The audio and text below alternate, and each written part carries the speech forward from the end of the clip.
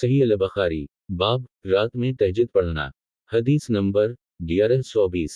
तर्जुमा अली बिन अब्दुल्लाह सुफियान सुलेमान बिन अबी मुस्लिम ताउस इब्न अब्बास रज़ी अल्लाह अन्हु से रिवायत करते हैं, नबी सल्लल्लाहु अलैहि वसल्लम जब रात को तहज्जुद की नमाज पढ़ने के लिए खड़े होते तो फरमाते कि ए मेरे अल्लाह, तेरे ही लिए हम्द है, तो आसमानों और ज़मीन और इनके दरमियान जो चीज़ें हैं उनका निगरान है। तेरी ही लिए हम्द है, तेरे ही लिए आसमान और ज़मीन और इनके दरमियान की तमाम चीज़ों पर हुकूमत है।